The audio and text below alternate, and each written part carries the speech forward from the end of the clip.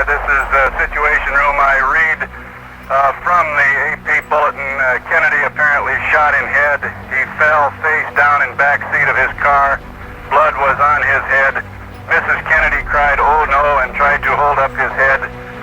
The president and the governor were rushed to Parkland Hospital near the Dallas Trademark, where Kennedy was to have made a speech. Over. क्या अभी के समय में ऐसा होना possible है कि प्रेसिडेंट पर कोई अटैक करके उनको मार दे? होने को तो कुछ भी पॉसिबल है, लेकिन अब ये करना बहुत ही मुश्किल है।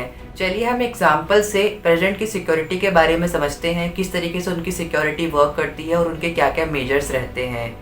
हम एक एग्जाम्पल लेते हैं। हम एज्यूम करते हैं कि अमेरिका के प्रेसिडेंट का काफिला जा रहा हो और एक मैन होल के नीचे एक रिमोट कंट्रोल बॉम्ब को प्लांट कर रखा हो, लेकिन ये बॉम्ब भी नहीं बल्कि उनके आगे के रास्ते में एक स्नाइपर तैनात हो और थोड़ी ही दूरी पर एक आदमी अपने हाथों में रॉकेट लॉन्चर लेकर प्रेसिडेंट को मारने के लिए तैयार हो रखा हो। क्या प्रेसिडेंट इन सब अटैक से बच पाएंगे? प्रेसिडेंट का काफिला आगे बढ़ता है, रूट कार सबसे आगे चलती है और उसके पीछे कुछ स्वीपर्स जो कि बाइक से ट्रैवल करते हैं रास्ते को क्लियर करते हुए। अब केवल 10 सेकंड की दूरी बची है मैन होल से। बॉम्बर ने रिमोट कंट्रोल से बॉम्ब को ऑन कर दिया और प्रेसिडेंट की गाड़ी जैसे ही मैन होल के ऊपर से निकलती है कुछ नहीं होता है। लेकिन ऐसा कैसे?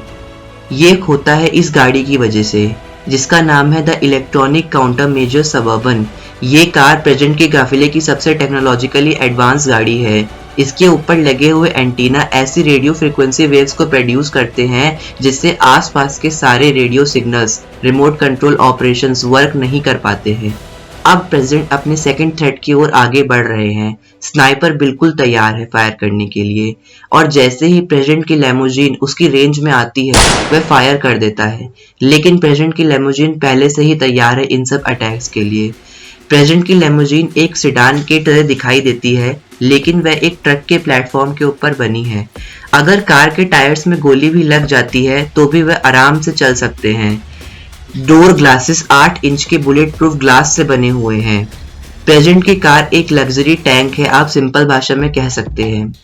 अब प्रेसिडेंट अपने तीसरे और सबसे बड़े खतरे की ओर आगे बढ़ रहे हैं। जैसे ही electronic counter measure vehicle detect करता है कि कोई अनइवन एक्टिविटी आसपास होने वाली है, वैसे ही प्रेसिडेंट की लेमोजीन में से स्मोक बम रिलीज कर दिए जाते हैं और प्रेसिडेंट की लेमोजीन वहां से अटैक होने से पहले ही अपना रूट चेंज कर लेती है।